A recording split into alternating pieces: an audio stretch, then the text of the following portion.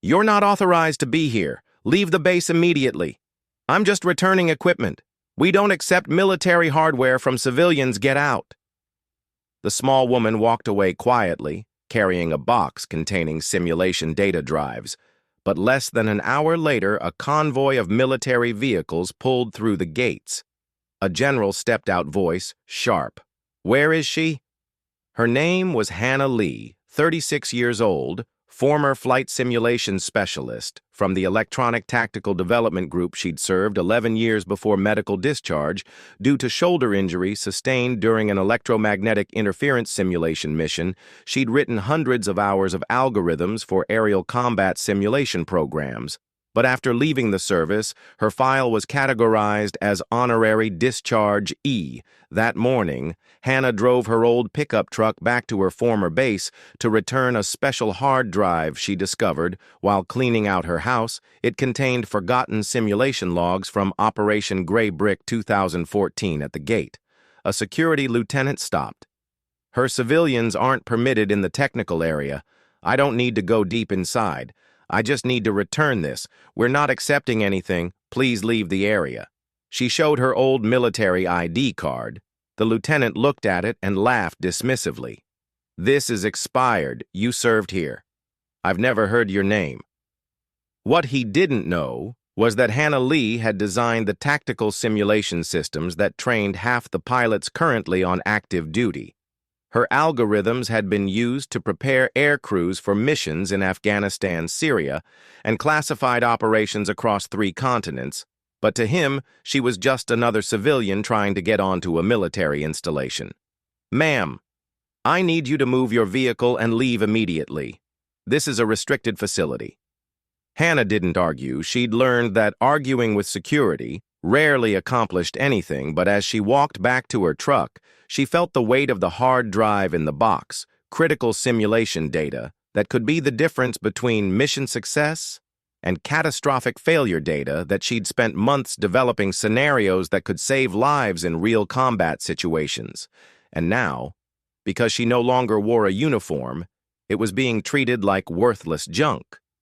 She sat in her truck for a moment, looking back at the base where she'd spent the most important years of her career, where she'd worked 18-hour days to perfect simulation systems that would keep pilots alive where she was now considered nobody. The irony wasn't lost on her. The same institution that had once depended on her expertise now refused to let her through the front gate comment. So unfair. If you've seen experienced people treated like they don't matter. Hannah drove away quietly in her truck. She plugged the hard drive into her old laptop to double-check the contents on screen, undecoded simulation data labeled Black Room Ghost Scenarios. Simlock 7, she remembered in 2014, the simulation system had crashed and a critical mission was canceled at the last minute due to lost tactical data. But she'd secretly created a backup for emergency recovery purposes, then forgotten about it when she transferred to logistics before her discharge. Hannah sent a sample of the log files through personal email to Major Tillman, who'd been her simulation advisor almost immediately. Tillman called back, voice shaking, "Hannah, where are you right now? General Ridley is conducting a direct inspection. Get back to base now." Meanwhile, at the base tactical center, the new simulation system was experiencing a major failure. The entire Eagle Red response operation couldn't run because it was missing level 7 data. A technician checked the backup files and discovered a notation, Simlock 7 only one copy exists, written by HL Ghostline Protocol. The entire room held its breath. HL was Hannah Lee. A senior programmer whispered, "She's the only person who understood Ghostline architecture without her code. Half our tactical simulations are worthless." The base commander realized the magnitude of the problem. "You're telling me we just kicked off the base. The person who wrote the programs we can't run without. So her access was revoked when she was discharged. Standard protocol. Standard protocol just cost us our most critical simulation capabilities." At that moment, General Ridley walked into the command center for his inspection. The first thing he noticed was the dead simulation screens. Why are the tactical displays offline? Sir, we're experiencing a system failure, missing core simulation files. What files? Ghost line protocol, sir. Level 7 tactical scenarios. General Ridley's face went white. Hannah Lee wrote those. Where is she, sir? She was here this morning. Security turned her away for not having current authorization. The general's voice rose. She came here with what unknown, sir? She said she was returning equipment. General Ridley realized what had happened. Hannah hadn't just been trying to visit, she'd been trying to return the missing simulation data that could make or break the next critical mission, and they'd turned her away like she was nobody. Get me a phone now, but Hannah's phone went straight to voicemail. She turned it off, probably assuming no one wanted to hear from her. The general looked around the room of technical specialists, all of whom were struggling with systems that Hannah could fix in minutes, find her, bring her back, and whoever turned her away will be explaining that decision to me. Personally, comment. I was wrong.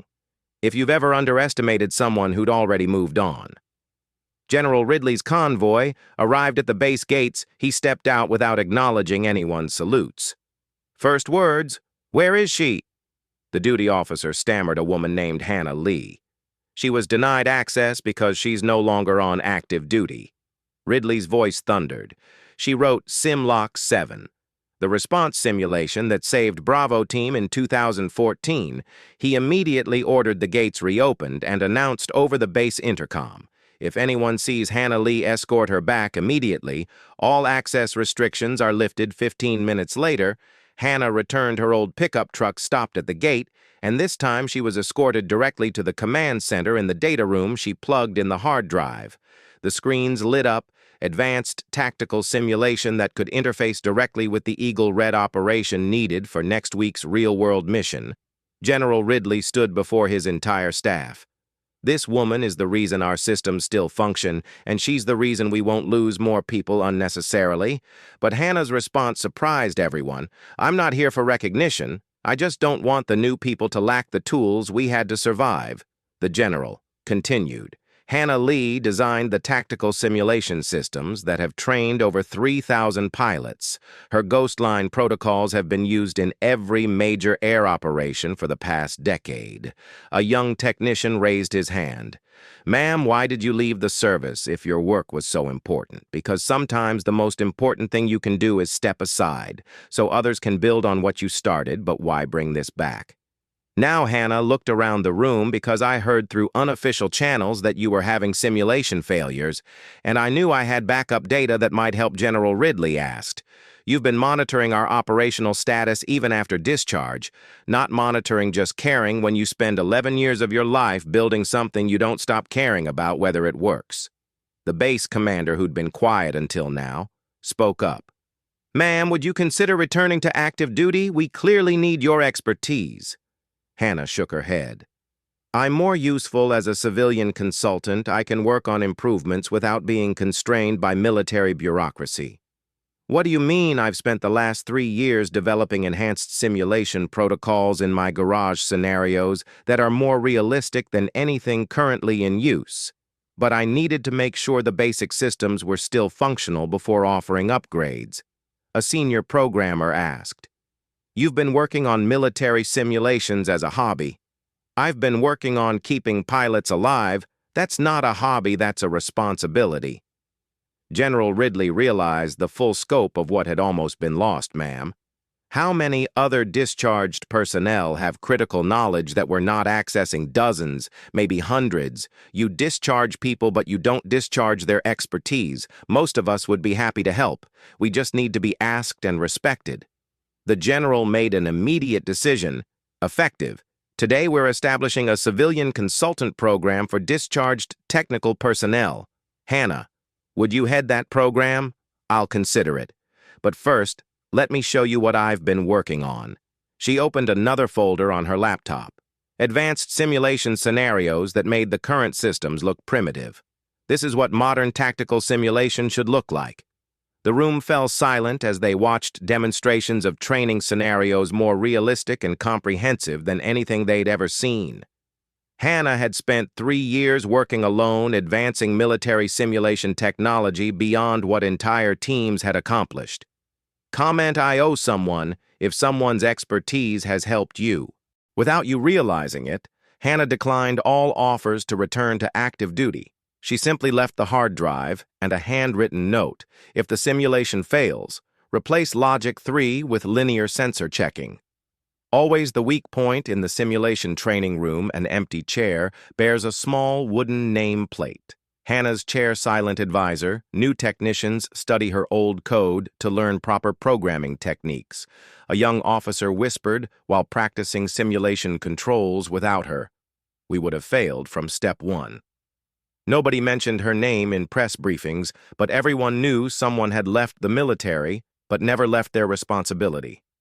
6 months later, the civilian consultant program Hannah suggested had recruited 47 discharge technical specialists, former engineers, programmers, tactical analysts, and systems designers who'd been ignored after leaving service. Their combined knowledge revolutionized military training systems across all branches. A year later, pilot survival rates in combat zones improved by 23%, mission success rates increased by 31%, equipment failures dropped to historic lows. When reporters asked about the improvements, officials credited enhanced training protocols and advanced simulation technology. They never mentioned that most of the improvements came from people working in their garages, developing solutions for an institution that had forgotten their value. Hannah continued working from her home office, designing simulation scenarios for scenarios the military hadn't even considered yet, preparing for conflicts that might happen in 5 or 10 years. When young programmers visited to learn from her, she always told them the same thing. Your value doesn't disappear when you take off the uniform. Your responsibility to help people survive, that's permanent today.